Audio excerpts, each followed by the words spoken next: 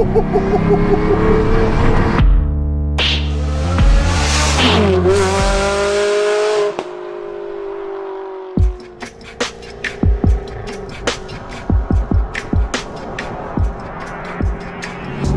one and all, welcome to Seen Through Glass.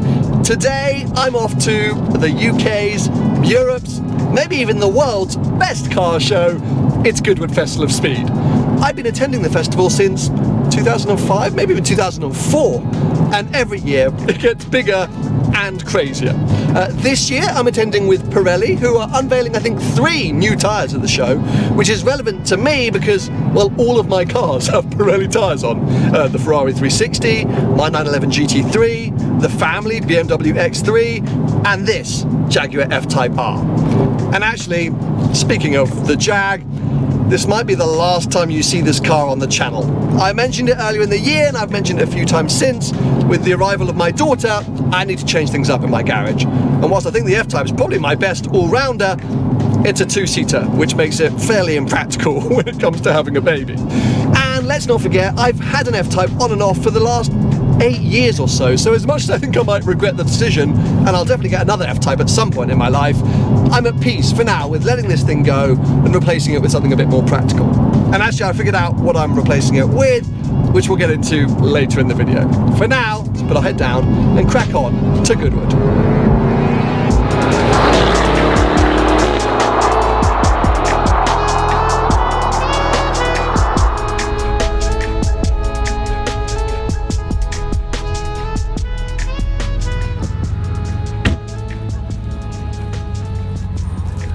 Well, the weather's turned a bit gloomy, but I've arrived. And excitingly, this year, Pirelli have arranged for me to park my car in the Supercar car park, which means I'm currently surrounded by some incredible stuff.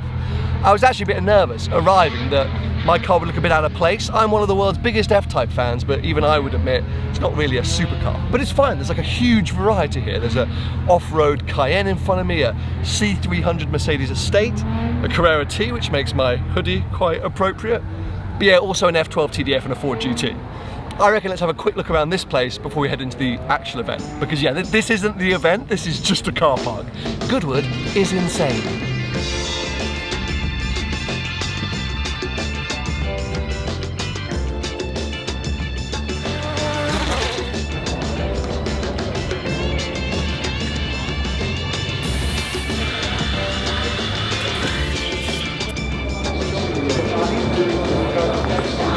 I am fully swagged up.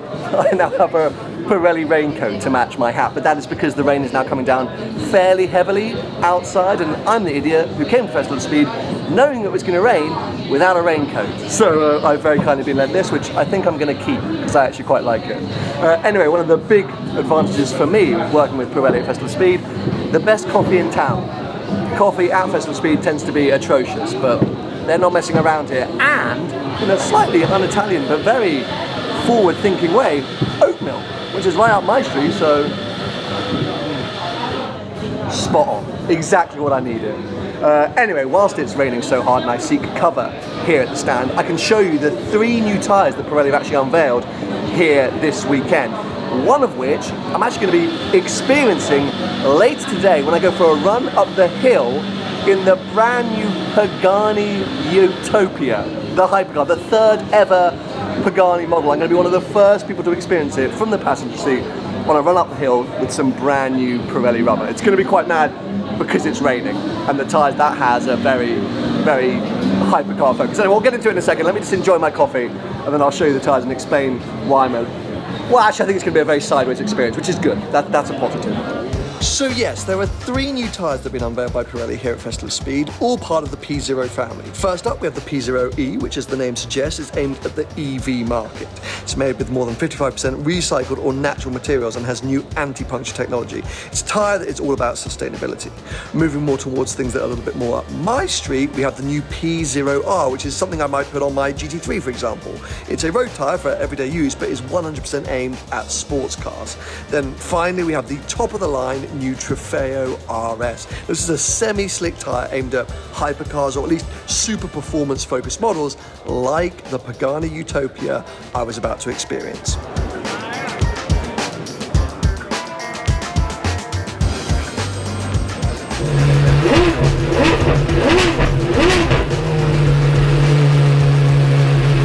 Well, I've made my way down to the Supercar paddock, which is definitely one of the busiest areas of Festival of Speed this year. There are thousands of people here cramming into these sort of small walkways looking at the latest and greatest super and hypercars. And speaking of latest and greatest hypercars, here it is, my ride for today. The brand new Pagani Utopia. This thing is wild looking in the flesh. The amount of details, like with every Pagani, is kind of mind-boggling. But at its core, at its base, it's a big old bi-turbo V12 putting out over 850 horsepower to the rear wheels via a manual gearbox in this case, and using those semi-slick Trofeo RS tyres. So that's why earlier I was a little bit like, is this going to be fun or terrifying? Maybe a mixture of both, because yes, it's still very wet. Anyway, we're hanging out here for now. I'm just admiring the car and the other Paganis that are knocking around before in a second we'll be jumping in, and I'll be jumping to the passenger seat for, yes, a ride up the hill. Wish me luck and tell my family I love them. One thing I forgot to mention about the Utopia, it has a dry weight of just 1,280 kilos, which is light for a modern day hypercar. Now the design seems to be a bit of an amalgamation between the Huayra and the Zonda, and I have to say I think it looks a bit better in other colours than this one here, but in terms of driving, I get the feeling it should also sit somewhere between the previous two Paganis. It's supposed to be like a usable, comfortable hypercar that also has great dynamics and driver engagement.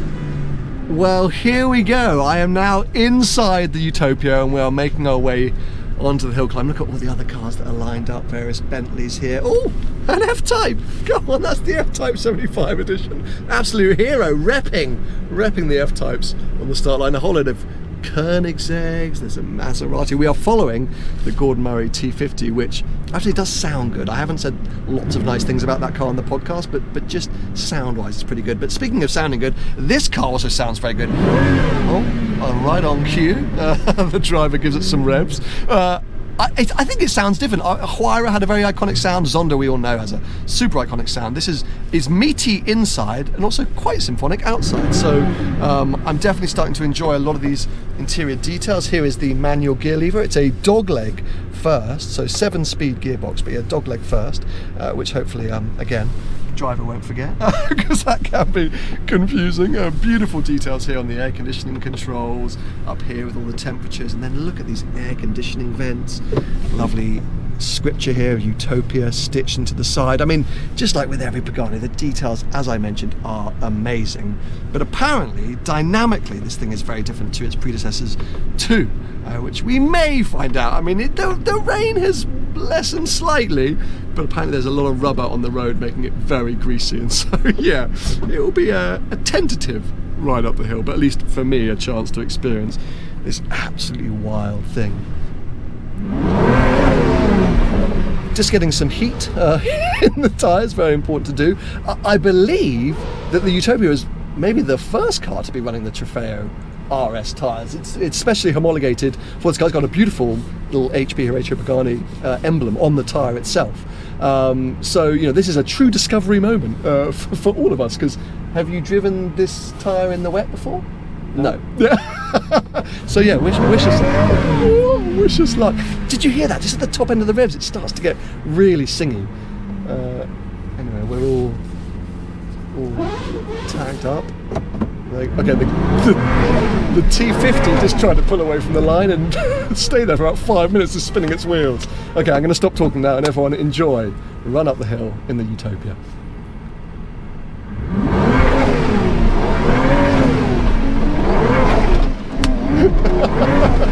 Still looking for some grip.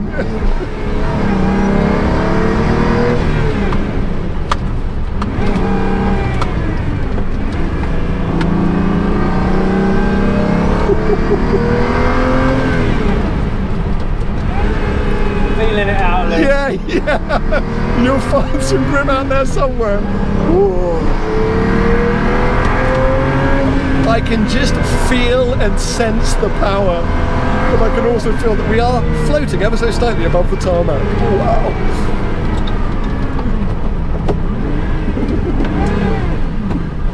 There's that gear shift. I'll edit that out, don't worry. It's a dogleg box. It's always hard to get used to.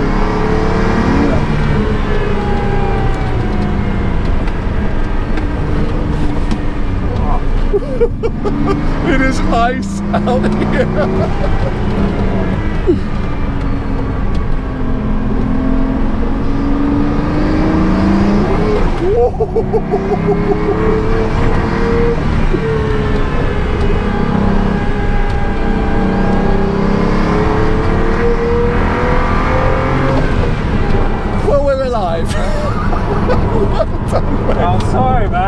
slippy. No, I mean, you do not have to apologise. I think everyone would have seen that wasn't just slippy, that was like driving at an ice event. We were at one point getting into the power a little bit and it just...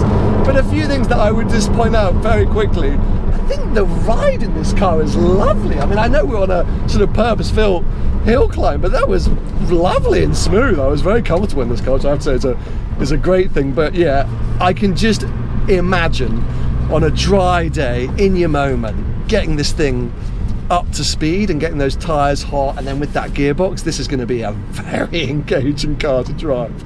Anyway, we're up at the top of the hill climb with all the other cars. It's always a special place to be, so we'll jump out and document this moment slightly.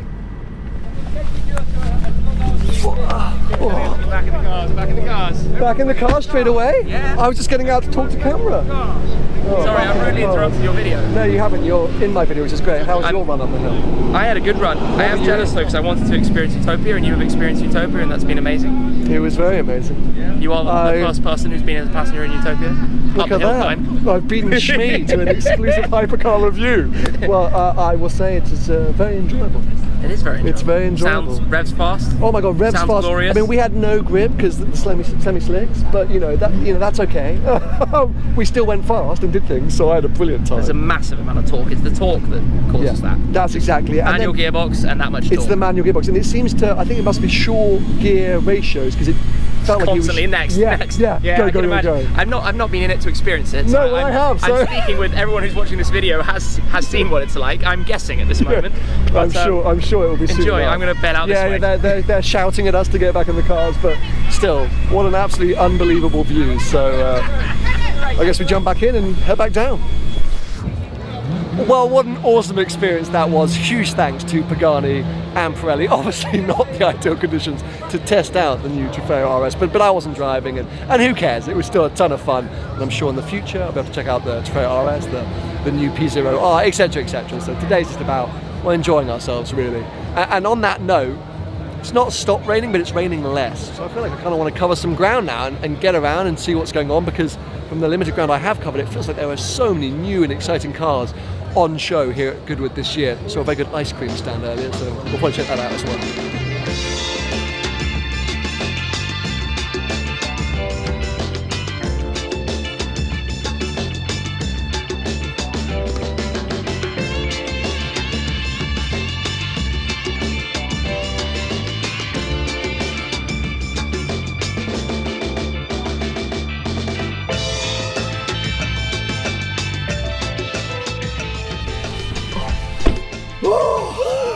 I am soaking wet. My shoes, which were once white, are now mud brown. But you know, it's been cool, as grim as the weather's been. I actually think Goodwood's look quite sort of dramatic in the rain. I've kind of enjoyed filming it, even though I'm definitely going to be ill after this, because yeah, I just got soaked trying to get all that content. Anyway, huge thanks to Pirelli for the invite. Cool to check out the new tyres. I look forward to getting behind the wheel of some cars with those tyres on at some point.